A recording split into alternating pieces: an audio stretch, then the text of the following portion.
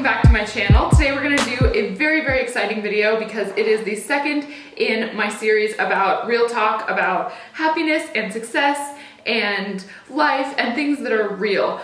Just to kind of recap and give you guys an idea of what the series is about. It's about the things that I just said, but also I just kind of got to a place in my YouTube-ness and in my life where I felt like makeup is really awesome and it's a world that I live in and that I adore. But there was this part of me that really desperately needed to come out, and that part values things like happiness and generosity and kindness and helping people, and that is something that I found literally like keeps me alive. Like it makes me live. So recently I've given myself permission to speak about it on my channel, and it's a series that I'm doing, and you have joined me in the second of these videos. I will link the first one and any other. By the time you're watching this, I'll link any others in this series down below. Today's relevant icebreaker before we get started is going to be, what is your biggest fear? This can be like a fear, like a phobia, like an irrational fear or whatever, or it can be like a life fear. Anything. You can do anything having to do with fear. Put it down below. My biggest fear, let's see. Well, I have emetophobia, which means that I'm irrationally and uncontrollably responsive to the fear of throwing up and everything that could possibly have to do with it. I'm not okay. Let me know what your guys's are, and let's get started. So today we're going to be talking about like how to figure out who you are and knowing yourself, self-awareness, and kind of honesty with yourself. And I'm going to go over ways to find out who you are, some ideas that I want you to think about and keep in mind during this process, and I'm going to kind of go over like how it applies to me, just sort of as an example for you, and also because this series is sort of like a process for me in my own life too that I'm sharing with you guys. So first of all, I want to say something that when I was probably like 20 or 21 years old, my grandfather told me, and I was just having a really hard time in life. I was struggling so hard at just wondering who I am, and I figured out now that the reason for that is because I couldn't reconcile what the world was trying to tell me to be with what was actually inside me, and those were not the same thing. But during my struggle and just like the depths of my darkness in that time and just being so conflicted and so depressed about it, I was talking to my grandpa who lives out of town, but he's always been like one of my best friends and just someone who's extremely important and close to me. And he's someone that can speak into my life, and I hang on his every word, you know? So what he said was that figuring out who you are is a lifelong process. And that was a sentence that I don't think he even realized set me free, but it kind of gave me permission to not know at that very moment who I was, and to realize that that's okay. This video could honestly be like an hour long because I have so much to say on this, but I hope that my story kind of comes out through this series and you guys can kind of get an idea of where I'm coming from on this subject. But I want to get into kind of the idea of like figuring out who you are and why it's so important.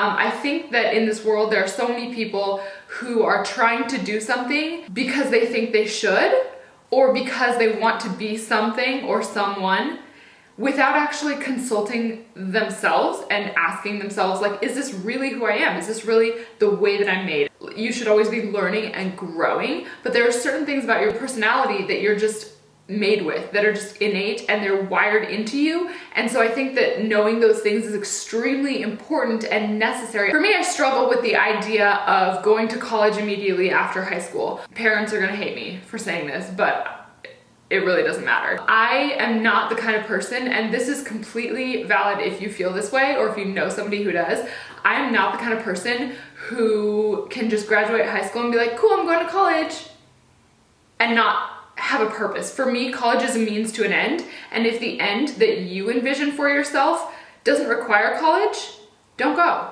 It's a freaking lot of money and a lot of time. And if what you want to do requires something that is not college and does not require a piece of paper saying that you've learned certain things, don't do it. For me, that was a huge conflict because I was like, okay, well, I have goals for my life and they literally have nothing to do with college at all. But I was not mature enough, and I didn't have the wherewithal and the life experience to put that together in my head and to articulate that and to to also reconcile that and realize that that's okay and that's perfectly acceptable. So as a result, I went to a bunch of different schools trying to find out where I fit in the world. So now, being 29, I'm just now figuring out that that's all okay. Now, if what you want to do with your life requires a college degree, please go to college. So we talked about how finding out who you are is a lifelong process, and I am believing that more and more every day because I feel like I know myself in relation to the world more and more as I know what the world is all about, if that kind of makes sense. But it's true, and the more that you pay attention to the world and the more that you pay attention to other people, you will learn more about yourself. One thing that I think really makes it hard for us to kind of discover who we are and the way that we were made and what we are purposed for, because I do believe that everybody has a purpose and everybody is here for a reason. But one thing that I think makes it really, really hard to understand who you are is the commentary that the world is always throwing in your face. You're not pretty enough, you're not skinny enough, you're not, you know, exotic enough, you're not smart enough, you're not good enough, you're a joke. And it can be very hard to decipher the truth among all of those voices and all of those ideas that are being thrown at you. And I think what's really important is to know that that is a commentary. That is someone's opinion of you. And it's really important to put that in its proper place. I think it's okay to listen to those sometimes and to say, can I glean any helpful advice from this? And if you decide that no, you can't, it's very important to put that in its proper place. You are at risk, even if you're not on social media, just in the world, you are at risk for misunderstanding yourself if you let what other people say define you in your mind. Does that make sense? You're at risk for misunderstanding yourself or just not understanding yourself if you allow what other people say to define you in your mind. So what I like to say is that other people's voices, other people's comments, other people's ideas, other people's opinions are a commentary, but it's not a condemnation. And it's a very important distinction to make. It's easy to allow a commentary to become a condemnation because you say, oh, well, this person thinks that I'm stupid. Therefore, I guess I must be because they said that I am. And it can be really easy to say, okay, now, you know, for example, say I'm on Instagram and I have all these comments, thousands of comments telling me that I'm stupid. Well, maybe I am. Maybe they see something I don't see. That's allowing someone's commentary to become your condemnation because it's basically surrendering to someone else's idea of who you are and allowing yourself to operate as if that is who you are. If you make that distinction and you decide that someone's commentary is not going to be a condemnation, it allows you control over the rate at which you actually discover who you truly are. Another thing that I want to do is a really tangible exercise. So for me, writing things down, actually pen and paper, is the best way to process things. So if you're the same way, I want you to do the same thing and do this exercise with me. And if you work better in a little app or on a little notepad on your iPad or whatever it is, do it that way. So I want you to ask yourself, if you are truly honest with yourself and you look back over your life and think about the things that stand out to you. In this exercise, we want to figure out things that you like, things that you're good at, things that you have a tendency toward, and those things will help you to understand yourself a little bit better. So if you look back on your experiences and just stories that stand out for you in your life, write down some themes. For me, it's always been helping people. I've always said in every job interview that I've ever gone on, I've always said that something about myself, something that I desire in life is to help people. And until now, I've never really allowed myself to come to terms with the way in which I was meant to do that. I always wanted other people to be happy and successful and just love their life and enjoy their life. So for me, it's always been helping people. I remember thinking back on stories, right? For me, a really, really big one that really just defines me and how I feel is when I used to work at Starbucks. Back in the day when I met Taylor and we were dating and we were working at Starbucks, I used to work in the drive-thru a lot, and it was my favorite thing. They encouraged us to they made us actually talk to the people in the window and have a conversation with them and let them know that we cared about them and who they were and what they cared about and stuff like that, which seems crazy for a corporation, but they did encourage us to do that. And that is what made that position in the store my favorite. And I literally I actually did that job in the drive-through window for 24 hours straight one time.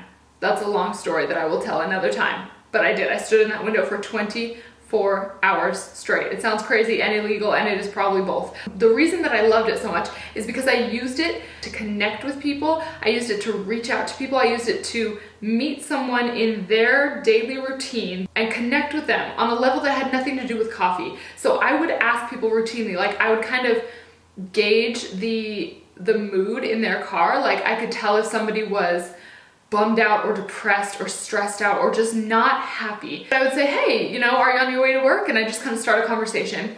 And a lot of the times they'd be like, yeah, and I asked what they did, and I asked just straightforward. I'd be like, hey, so do you like your job?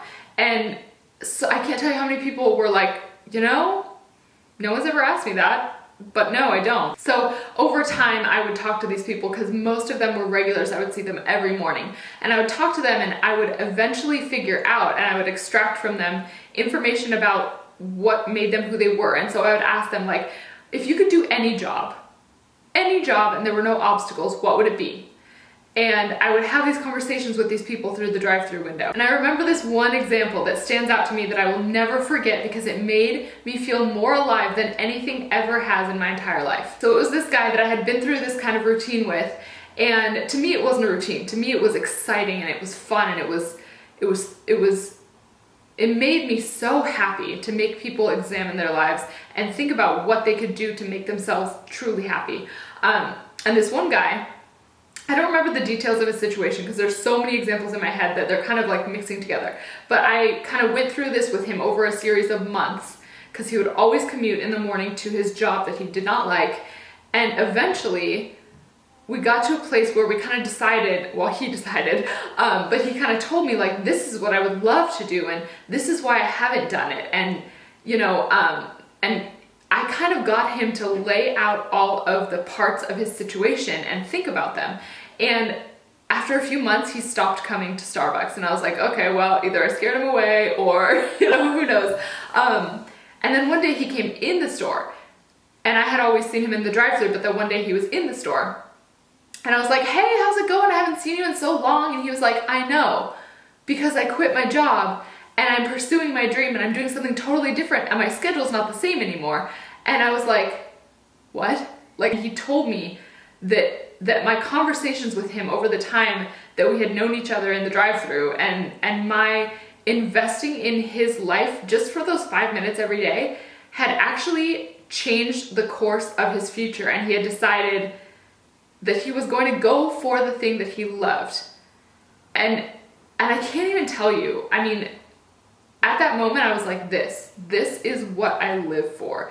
This is why I exist. This is why I'm here, because nothing has ever made me feel so whole. When I say look back at your life and think about stories and instances and things that you can think of that stand out to you, I'm talking about things like that. And you may not have something so like in your face as that, but you can notice little tendencies. Sometimes it's even things that you are really self-conscious about because you're like, well, I have this thing about me that I don't see other people having. So maybe it's weird, but I encourage you to really examine whatever those things are, because sometimes you can use those things to actually figure out who you are and what you were meant to do. But sometimes if you're stuck for answers and ideas, if you can't figure out, well, I don't know, looking back on my memories, I don't know what stands out to me. I promise you will find things, but sometimes it's hard at first because it's so much. It's hard to organize those memories and those thoughts and those feelings. So sometimes it's easier to start with, what am I not? Like, literally take a piece of paper and write down all the things that you see other people being and doing, and ask yourself, am I those things? No. Okay, write it down on the list. And you know, so you start to formulate this list and you start to get a picture of what you're not. And in so doing, you will start to get a picture of who you are and some things that you are. And when you do, write those down too. Get a special piece of paper, a special notebook, a special list on your phone, whatever it is, and write those things. Keep a running list of the things that you are, the things that make you happy, the things that make you live. So anyway, along those lines, if you guys have any questions, if you have any comments, any hopes and dreams, anything, leave them down below. I hope to do more videos on this very topic too, because it's such an expansive topic. So anyway, I hope you guys enjoyed this video. I hope it inspired you. I hope that it made you think a little bit, and I hope that it got you excited about life, because you should be excited about life. And I hope that you guys subscribe, and I'll see you very soon in my next video. Bye.